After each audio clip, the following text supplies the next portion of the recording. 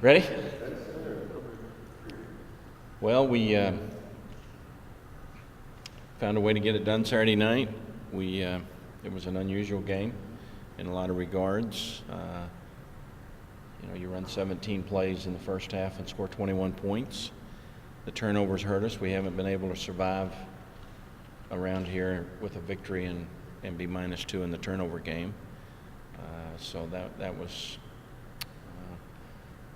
maybe a credit to we played a little better than without the turnovers, certainly, than the score indicates. But it was a good formula for Idaho. They did a good job of keeping us off the field. And one of the parts of being in a tempo offense is you come off the field fast, and if you don't get the ball back, you don't have it very much. And when you go 70 yards and then 95 yards for touchdowns and back-to-back plays, your defense ends up playing a lot of snaps. And so our defense has ended up playing 200 snaps in the last 2 weeks.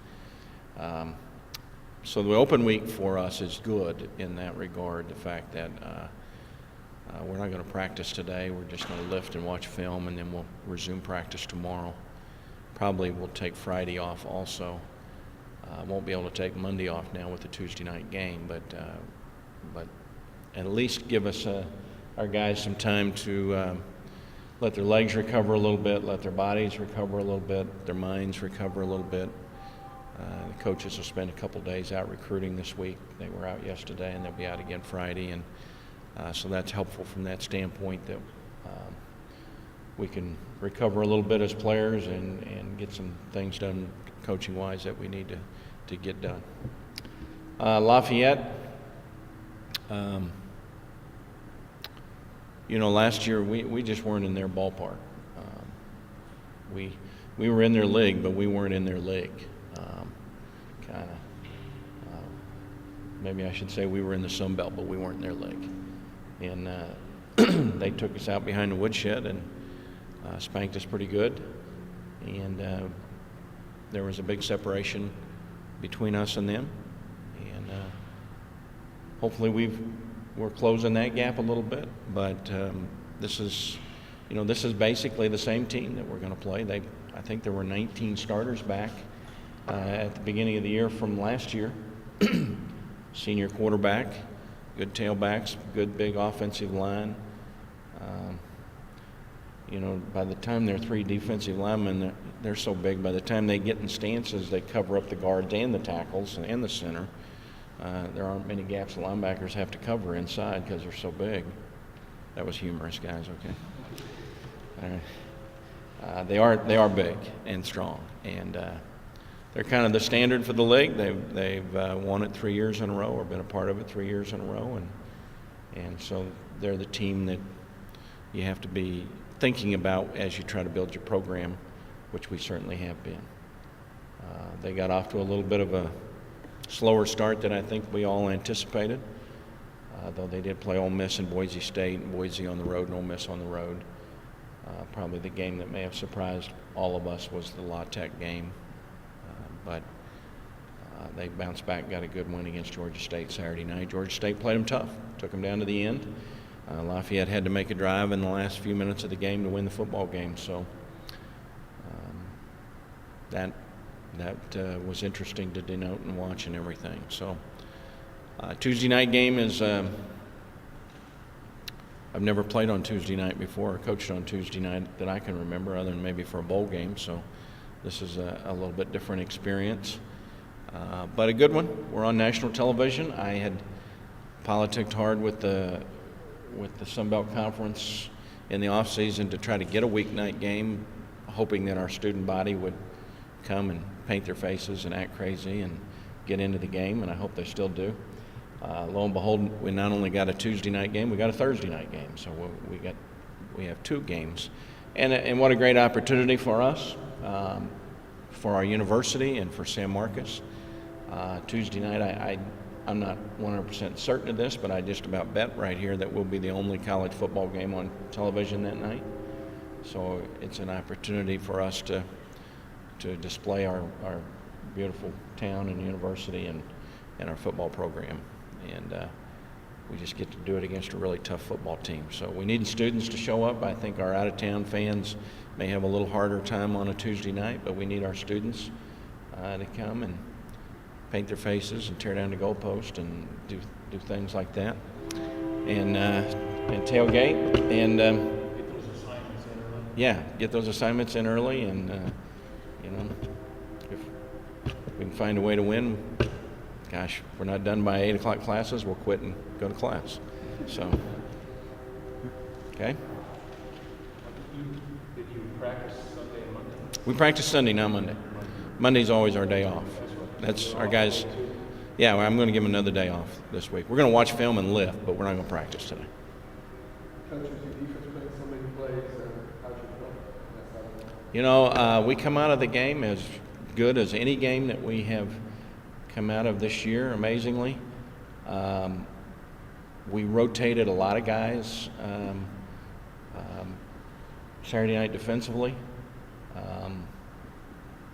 Dick didn't have to wash the offensive uniforms. We didn't get very dirty offensively, but we played a lot of guys on defense, and we're fortunate we got out of it. Aaron's been nursing a shoulder, and he's probably about as good as you've been in a while, right?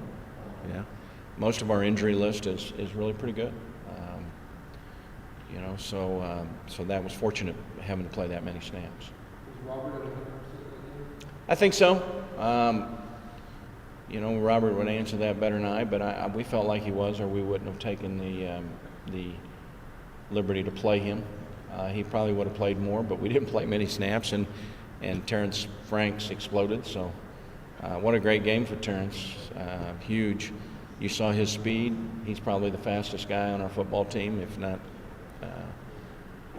one of the top two, certainly. And when we got him in different places in the edge, he made huge plays. And Terrence ran 4.3 for us last spring, so I mean he can run, and he used his speed well for us.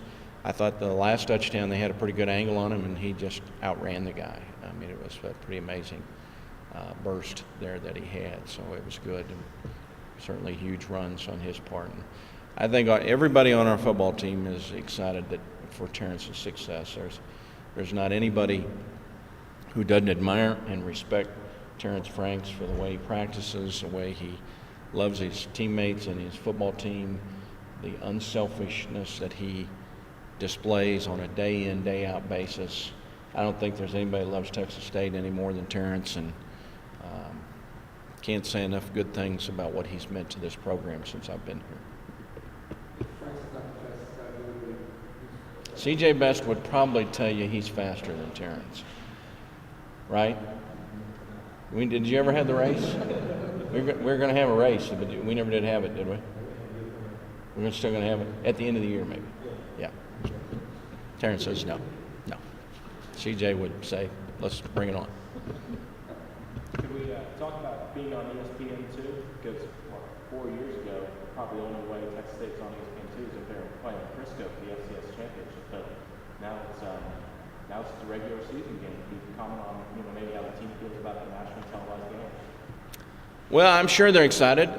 We have been fortunate. We've been on ESPN News 2 or 3 times now, or a couple times at least, and we've got an ESPNU game later in the year. And I know that anytime they have the opportunity to be a national game like that, it's pretty exciting for them, and it's great for our program, great for recruiting.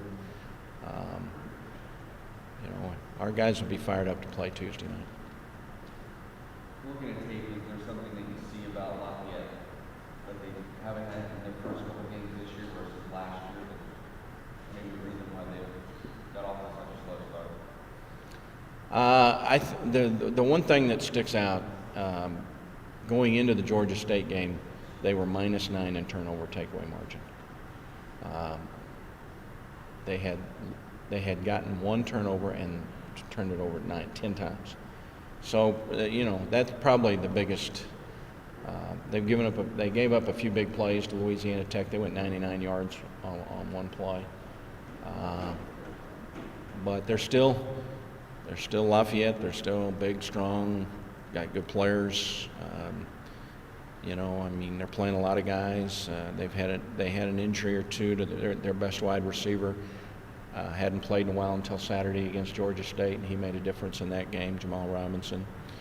So that's the only thing I think you can really pick up on. And then La Tech obviously is a pretty good team, and we know what's Ole Miss, number 4 in the nation today, something like that. And Boise State is a good football team. Gave Ole Miss all they wanted in a game, so they played a tough schedule. Coach, obviously with Frank's making this, having the big runs, and it's allowing him to block all the returns, so the holes are wide open for him. Can you talk about the progress of that, Coach? Well, our guys will have to watch the film of last year's game against Lafayette, and they will be very embarrassed to watch it. It's painful, and but we're not the same offensive line. I mean, we've come a long way, and there's no doubt about that. And the numbers reinforce that. Did manhandled over last year? Oh, badly. We had just come off beating Wyoming, and at different times in this program, I don't think we handled success well, and I don't think we handled failure well, and I'm not sure we handled that success as well as we needed to. And we that was our first Sun Belt game. I'm not sure any of us really knew what we were getting into going into that game, and we got a rude awakening of how tough the conference is. And yes, we did physically. We didn't hold up at all last year. When you talk about handling success and keeping guys in check, have you mentioned to them or the defense that for all the great sacks and turnovers that they had, that they still gave up 30 points to an Idaho team that played you guys to one possession, even though they haven't won a game in a season and a half? I don't. This team is a little different. As I mentioned, we haven't handled some of that around here in the past. This team has handled everything really well. The marginal, I was a little worried after the Pine Bluff game we might get a little out of kilter, but they've kept everything in perspective and continued to prepare and work hard and play hard, and understood that the margin for us winning is pretty fine. So I think the defensive guys know that what they did Saturday night. I think they understood they got some sacks, and we hit the quarterback about 20 times. But I think they also have a pretty good understanding that we've got a long ways to improve fundamentally. We spent a time talking to our players over the weekend about, as I think I may have mentioned in here, you need to be better in October than you were in September. Aaron's a great example of that. He's a junior college guy that didn't have the benefit of spring practice, and he's played a lot for us already. But he's going to be better in October than he was in September. Rashad Dillon, all the new guys that hadn't played much. And you need to be better in November than you are in October if you're going to have the kind of season you really want to have. And so I think one of the good things about our team that I like is we're pretty grounded. I think we have a good understanding of who we are and what we are, which makes my job a lot easier. You keep your antennas up as a coach, for all those kinds of things. But by no means do I think any of us know that we've arrived, and we know where we fit in the Sun Belt last year. And we know we were down the pecking order, and we weren't in this team's league, and we know it's going to take our best shot Tuesday night to have a chance. You said last year that the team was not in the league. Said what? You said that last year the team was not in Lafayette's league last year. How far have they came from the last team? Well, we'll know Tuesday night. It's hard for me to answer that question today. I mean, we've come a long way, but we'll get a truer barometer here in the next, few weeks as to where we have been able to move in the Sun Belt Conference. It's hard to close the ground on Lafayette when they have so many people back. When you got 19 starters back, it makes it difficult. This is what they were with 19, and they got them all back. They should be better, and everything. And they got a lot of pride in their program. And I read where one of their players said when you've been in the front seat, you don't want to have to go to the back seat. And they've been in the front seat, and I'm not sure we've been in the car yet. So, we're just trying to get in the car right now. What's At the end of the game, Idaho had the option of a little bit on defense. Up 35-30, they've got some time on the clock. I thought your defense made some great plays there. Just took away. I mean, obviously, there was some kind of a trepidation there that you guys were, so you kind of worried about you guys opening that corner. I guess you can answer that one too. Did they have a little burst at the end to make the plays that they needed to? Well, if you're asking if I was concerned, yes, is the answer. I mean, and I don't mean that in any lack of confidence of our defense, because we had done a great job of, number one, not giving up the big play.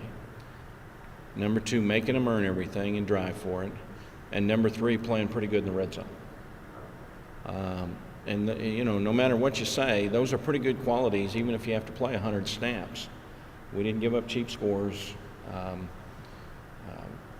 We made the plays when we needed to. Jermad's two big interceptions were huge. We partially blocked a field goal. I don't know if you guys actually realize that, but Mayo got his hand on the one field goal. They missed the other field goal. So we had done a lot of good things, but yeah, you had to be concerned. I mean, one of the disappointing things you have in your offense is we needed one first down to win the game, and we couldn't get it. Those were, we called the three best plays we thought we could call at the time, and we didn't get the first down. Called the same play on third down. Terrence went 70 on. We didn't block it as well. You grind as a coach on whether to throw it in that situation. But if you throw it and stop the clock, they save their timeouts, and they got a little more time. And so you have a lot of things to consider in that situation and everything. And we put it in our defense's hands to ice the game, and they met the challenge. Is there anything you feel defensively that you have to do to maybe lock down on your run defense a little more? Our front's got to get better. Our down guys, our gap control, our leverage, a lot of those kinds of things have to get better. This is going to continue to be a work in progress defense, but to our credit and to Coach Thompson's credit and our guys' credit, they sometimes we look a little ugly, but we're keeping points off the board for the most part.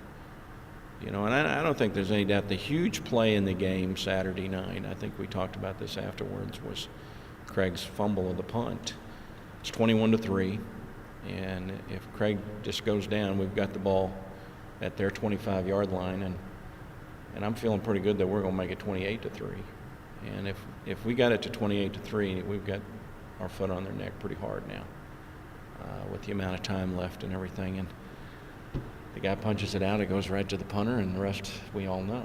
So we had a chance to kind of put them in a difficult position, and we just didn't get it done. Last year during the conference season, Coach, not necessarily Idaho, but Lafayette, especially. The play in the interior of the defensive line, they're going to try to power. You guys power. Is your team ready for that? I thought y'all were last year. And then you got to the end of the year, in the last three games, and they just kind of power around. They're going to do that till you stop it. That's coming. We'll find out. I mean, I think we go into every game since I've been here, always been concerned about stopping the run first, and that's a concern. And this is a big offensive line and big backs, but we would be concerned no matter what in that situation that we're able to do something to manage that. Talking with John last day or two and looking at their offense, I mean, they are big, strong, and powerful, and that's where you have to match up with. Do you have because of progress that we do with quarterback, you have to spy? I don't think you can spy. I think you have to be aware of the quarterback run game, though. Some of their offense is similar to some of ours, and so our guys see some of it on a daily basis. Obviously, I think you have to pick and choose your times to play man coverage, where you can get in a situation where it's a pass and we're running backwards defending guys and he pulls it down and runs. That would be the one time where you might keep a nose guard to try to mirror him a little bit, or a linebacker or something like that. Well, the run defense for a little bit, you were able to get a lot of pressure on the quarterback from Mike Cody. Did you notice a little bit more that you're starting to see you guys are putting a lot more pressure on opposing quarterbacks? We sure did Saturday night. I think we're second in the conference in sacks. I think we've got 19. I don't know if we ever got close to that last year. We've got a lot more sacks. And in defense of our run defense against Idaho, you had to defend pass first with them. You had to be more pass rush mode oriented and pass coverage oriented, and you had to defend Linehan more than you had to defend their running game. And we gave up some yards rushing, but we didn't give up any long yards rushing like we did against Illinois. How about Lafayette? We have to do the same, or a little more balanced or whatever? I think we got to defend run first against Lafayette. That's what their preference. They're a fairly balanced team. I mean, Broadway's a good passer. He's probably, the premier returning quarterback in the conference, and he can certainly throw the ball. He threw it well against us last year. They did whatever they wanted to last year. I mean, they ran it, they threw it. It didn't matter what we did. They did what they wanted to. So. They didn't pick up kicks or anything, coach. Well, second half we got a couple loose. It was. I'm not sure they didn't have their third team in when we did that or something. It was 45-10, I think, or some 3 at that time. So it wasn't very good. Coming off the performance where Tyler Johnson out of rhythm, returning scoring 2 long touchdowns, finished with 76 passing yards. What's the key for him to bounce back? Oh, he'll bounce back. Tyler's shown us what he can do. I'm not worried about that. Everything that happened offensively, you have to take a little bit with a grain of salt Saturday night. I mean, I'll take 17 points in 21 plays any day, or 21 points in 17 plays. I said that wrong. Any day. But the counter side was we didn't run many plays. We didn't have the ball much, and we're sitting there thinking we had a lot of things we could do offensively, but you get a little out of sync, you get a little out of rhythm, not just as a play caller or as a coach, but even as a quarterback or as a guy. So we need to, to our credit, when they closed the gap, we drove it right back down and increased it. And we got the touchdown right before half to make it 21-3. So I think, the first 4 games are more of an indication of Tyler, and I think he's proven himself somewhat. He made some bad choices, and we just got out of rhythm a little bit the other night, and hopefully we can avoid that situation. That's probably as big a thing as anything. He'll play better.